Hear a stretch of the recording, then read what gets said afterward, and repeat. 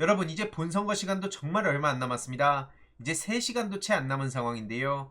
이와 관련해서 어떤 일들이 또 그 사이에 벌어졌는지 핵심적인 내용만 간략하게 전해드리도록 하겠습니다. 먼저 지금 오후 3시 기준인데요. 전국 투표율이 59.3%, 60%에 임박했습니다. 지난 총선 때는 56.5%, 그리고 지금은 59.3%, 거의 3%가량 차이가 나는 거고요. 60%대 후반을 예상하는 사람들도 많습니다. 특히 지금 지역별로 보면 전남이 63.7% 최고를 찍었고요. 반면 대구 소식을 보면 55.8%, 물론 끝날 때까지 끝난 게 아니기에 주위에 전화 한 통이라도 계속 돌리는 거, 이게 가장 중요한 시기고요. 참고로 동작구도 보면 서울에서는 최고입니다. 무려 63.5%인데 그만큼 굉장히 치열하게 싸우고 있다는 걸 알 수 있고요. 특히 동작을이 무조건 높다 그래서 좋은 것도 아니고 또 안 좋은 것도 아닙니다. 그냥 내 주위에 동작에 사는 사람한테 전화 한 통 하는 거, 이게 무엇보다 중요한 시점이란 점을 계속 강조드리고 싶습니다. 이런 와중에 이명박 씨가 입을 열었는데요. 정치가 수준이 안 맞는다. 갑자기 나타나서 이런 얘기를 하고 있습니다. 세계 정세도 불안하고 남북 관계도 불안하고 이럴 때 국민들이 힘을 모으고 지혜롭게 판단했으면 좋겠다. 이런 얘기를 하고 있는 건데요. 남북 관계의 불안, 이건 누가 부추긴 겁니까? 선진국 대열에 대한민국이 들어갔는데 지금 정치 분야는 너무 이념적이다. 이런 얘기까지 이어가고요. 지금 정치를 이념 타령만 하면서 대화도 안 하고 심지어 야당 대표도 무시하고 이러고 있는 사람이 현재 대통령 아닙니까? 그래서 그런 정부 여당을 심판하자고 지금 많은 시민들이 진작 사전투표를 하고 온 거고요. 윤석열 정부에 대한 평가를 해달라고 하니까 이런 말을 합니다. 최선을 다하고 있다고 본다. 아니, 그 최선을 좀 제발 그만 좀 해달라. 못 버티겠다. 3년 너무 길다. 이런 얘기가 괜히 나오는 게 아닌데 분위기 파악 못하고 저런 얘기를 하고 있다고 볼 수 있죠. 실제로 윤석열 정부 하면 그저 이명박 정부를 때려 박아넣었다. 이런 얘기도 진작부터 나왔습니다. 그러니까 이명박 정부 시즌2다. 이런 얘기 나온 거 아니었습니까? 뉴라이트계, MB계 인사들이 죄다 들어가가지고 교육, 외교, 안보, 경제 등등 사방에서 사고를 치고 다니니까 더 이상 못 참겠다는 얘기가 나온 거고요. 참고로 권양숙 여사님도 투표를 하면서 투표를 많이 참여해달라고 메시지를 전했습니다. 특히 사위인 곽상원 후보가 잘 됐으면 좋겠다. 이런 말씀도 전하셨는데요. 지금 종로에서 정말 큰 역할을 하고 있죠. 참고로 최근 MBC 100분 토론에 김진씨가 큰 역풍을 불러왔던 거 우리가 끝까지 잊어서도 안 되고요. 선거가 끝난다고 하더라도 그냥 넘어가서 안 됩니다. 유시민 이사장님이 굉장히 절제를 하시면서 그런 얘기 좀 그만해라 계속 제지했음에도 불구하고 결국 정준희 교수의 개입까지 불러올 만큼 김진씨가 막무가내로 노무현 대통령을 이용했던 거고요. 그래서 김진씨를 향해 인간이 먼저 되라라고 얘기를 한 겁니다. 또 젊은이들은 왜 건드립니까? 계속 말씀드리지만 저런 식으로 청년들 비하하는 거 여야를 떠나서 더 이상 나와선 안 됩니다. 도대체 청년들한테 기회를 준 적이라도 있냐? 이런 말이 나올 수밖에 없는 거고요. 아무튼 그렇기에 이러한 전반적인 상황을 보고 분노한 시민들이 투표장에 가서 투표를 해야 우리들의 소중한 권리를 행사하는 거란 점 마지막까지도 알릴 필요가 있습니다. 참고로 방금 이재명 대표님은 페이스북에 이런 글을 남기셨는데요. 투표율이 낮을수록 접전지에서 불리하다는 겁니다. 특히 부산 같은 경우에는 굉장히 주목받는 지역 아닙니까? 이뿐만 아니라 전국 곳곳이 새로운 역사를 쓸 수 있는 접전지인데 그런 곳 같은 경우에 투표율이 낮을수록 불리하다는 말씀을 전한 겁니다. 이재명 대표님이 지난 몇 달 동안 얼마나 고생하셨는지는 많은 분들이 아실 텐데요. 전국 방방곡곡 410 심판로드로 무려 7,000km 가까이 다니셨습니다. 이건 한계를 시험하는 시간이었고요. 왜 이렇게 살인적인 유세 일정을 소화했냐? 우리의 명운과 나라의 미래가 이번 총선에 달려있기 때문입니다. 그래서 유세 일정뿐만 아니라 당대표 업무, 재판, 심지어 이동 중에는 원격 지원 라이브까지 하시면서 정말 영혼을 갈아 담았습니다.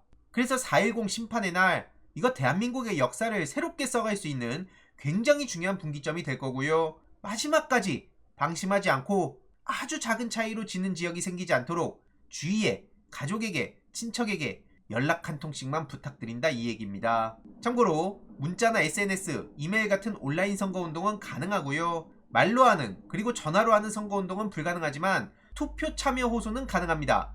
그러니까 투표를 해달라 이런 얘기는 가능하다는 거고요. 참고로 배우 조진웅 씨의 소식도 커뮤니티를 통해서 전해지고 있습니다.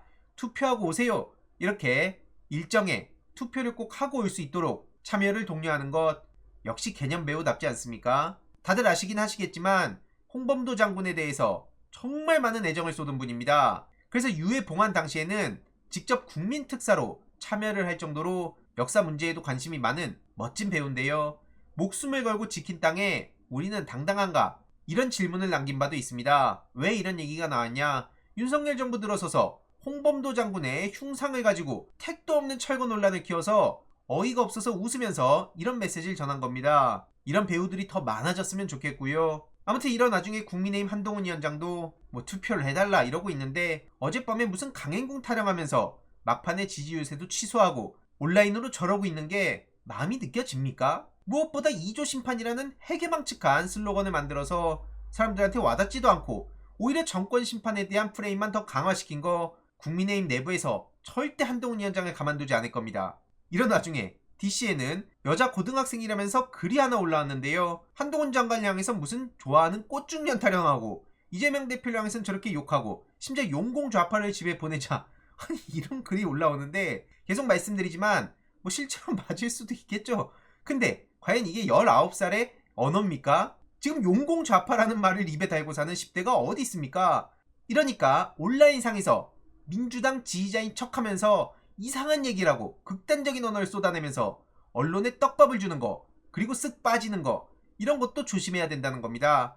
모든 비판글이 분탕이란 얘기가 당연히 아니고요. 일부 그런 식으로 분위기를 조정하고 쓱 빠지면서 여기저기 다니고 이간질하고 이런 사람들이 꼭 있다는 점, 그리고 그들이 그냥 글로 익명 뒤에 숨어서 민주당 지지자라고 하는 걸 있는 그대로 믿어서는 안 된다는 겁니다. 아무튼 김건희 씨도 안경과 마스크를 쓰고 사전투표를 다녀왔다고 하는데 사진 한 장 제대로 공개가 되지 않아서 많은 말들이 나오는 상황 아닙니까? 어떻게 보더라도 지금 정권 심판에 대한 정서, 특히 김건희 씨가 수면 위로 드러나면 드러날수록 비판적인 여론만 훨씬 더 커지는 점, 이런 걸 고려해봤을 때 이렇게 숨어 다니게 된 배경, 그리고 지금 대한민국 국민들의 분위기, 이런 거를 쉽게 알 수 있다는 겁니다.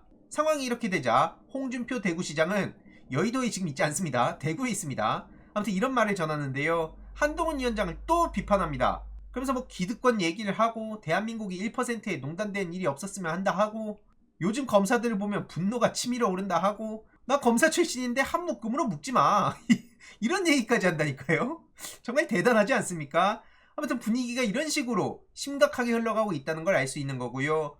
본인은 그 무너져가는 국민의힘이라는 희한한 집단 속에서 벗어나려고 저런 식으로 다음 수를 두려는 것 같은데 뭐 일단 그건 나중에 가서 논의합시다. 지금 한동훈 위원장의 분위기가 그만큼 좋지 않다는 거고요. 정권 심판과 더불어 지금 검찰에 대한 분노의 목소리가 얼마나 큰지도 홍준표 시장이 알고 거리두기라고 있다는 걸 알 수 있습니다. 심지어 대통령 관저 후보지 선정 과정에 참여했다고 알려진 무슨 풍수 전문가는 한동훈 위원장을 향해 원숭이 관상이다. 한마디로 겁없는 원숭인데 악어 윤석열의 이빨을 무서워하지 않는다. 아니 도대체 이게 무슨 보도의 가치가 있는지 모르겠는데 하여튼 사방에 동네 북이 다 된 것 같고요. 심지어 장예찬 씨는 왜곡 공표 논란에 휩싸였고 끝까지 완주를 하면서 한동훈 위원장이 수영을 패싱하고 아주 오합지졸도 저런 오합지졸들이 없습니다. 내부에서 싸움은 싸움대로 계속해서 커지는 상황이고요. 심지어 문재인 대통령을 향해 극단적인 발언을 해서 엄청난 논란을 키운 윤영석 씨, 정작 한동훈 위원장은 이 또한 제대로 대응도 안 하고 넘어가서 지금 여러가지 선거 끝나면 책임져야 될 게 산더미일 겁니다. 이에 대해 윤영석 후보는 해명을 한답시고 또 희한한 소리를 해가지고 괜히 논란만 더 키우고 있고요. 성역 타령하는데 누가 문재인 전 대통령이나 아니면 지금 이재명 대표나 노무현 전 대통령, 김대중 전 대통령 이런 분들을 성역화해달라고 합니까? 비판하라니까요? 비판을 하는 거랑 죽이라는 거랑 이게 같은 얘기입니까? 쩌라한 말장난에 우리는 더 이상 넘어가지 않고요. 이런 나중에 이준석 대표의 발언을 보면 정말 재밌습니다. 누가 당선돼야 윤석열 술맛이 제일 떨어지겠냐.